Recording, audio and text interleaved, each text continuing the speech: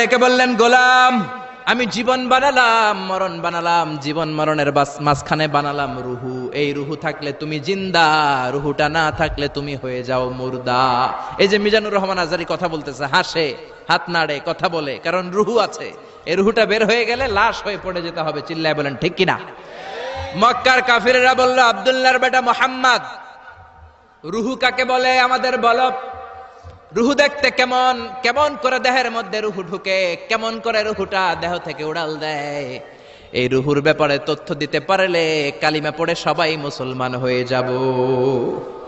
আপনারা রুহু দেখছেন কেউ? আপনার দাদা যে মারা গেল, বাবা যে মারা গেল, রুহুটা যে উড়াল দিল, দেখছেন? কালার কেমন, সাইজ কতটুকু, ওজন কতটুকু, দেখতে কেমন? আমরা কেউ রুহু দেখেছি?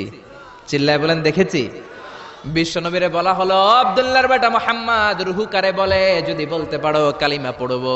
বিশ্বনবী বলতে পারে না, কারণ বিশ্বনবী মন গড়া কোনো কথা বলেন না। আকাশ থেকে গ্রিন সিগন্যাল আসলে তবেই বলেন, ঠিক কিনা? বিশ্বনবী আল্লাহ তাআলার পক্ষ থেকে গ্রিন সিগন্যাল পাওয়ার জন্য উপরে তাকিয়ে রইলেন। আয়াত নাজিল হয়ে গেল, ইয়াসআলুনাকা আনির রূহি কুলির রূহু মিন আমরি রাব্বি ওয়া মা উতীতুম মিনাল ইলমি ইল্লা কালিলা। ও নবী, লোকেরা আপনারা জিজ্ঞেস করে রূহ কাকে বলে। মা হুয়া রূহ, হোয়াট ইজ দ্য স্পিরিট? আপনি বলে দেন রূহ হলো আল্লাহর পক্ষ থেকে স্পেশাল অর্ডার।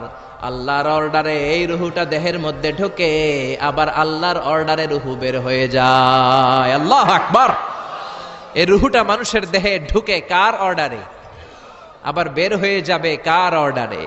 পৃথিবীর যত বিজ্ঞানীরা আছে সবাই মিলেও কি একটা রূহ বানাতে পারবে? জোরে বলেন না, রূহ বানাতে পারবে? আল্লাহ চ্যালেঞ্জ করে বললেন, ওমা উতীতুম মিনাল ইলমি ইল্লা কালিলা। তোমাদেরকে একেবারে যত সামান্য কিঞ্চিত জ্ঞান দিয়ে আমি তৈরি করেছি, তোমাদের এই লিমিটেড জ্ঞান দিয়ে রূহ বানানো যাবে?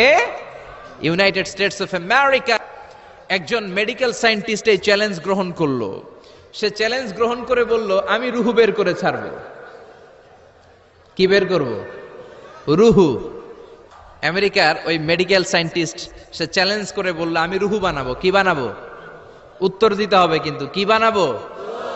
রুহু বানাবো। কেমন করে রুহু বের হয় এটা আবিষ্কার করে আমি নোবেল প্রাইজ জিতবো, নোবেল লরেট হব। 7 বছর সে গবেষণা করলো মুমূর্ষু রোগীদের নিয়ে। মুমূর্ষু রোগী নিয়ে বসে থাকে, কখন রুহুটা বের হবে, রুহু ধরার জন্য বসে থাকে। কিন্তু 7 বছরে হাজার হাজার মুমূর্ষু রোগীর দেহ থেকে রুহু উড়াল দিছে, কিন্তু রুহু ধরতে পারে নাই। সুবহানাল্লাহ কইবেন না? আচ্ছা, এইবার তার মাথায় একটা চিন্তা আসলো, না, এই পন্থায় হাঁটলে তো হবে না, আমি একটা কাজ করি। এজন্য আল্লাহ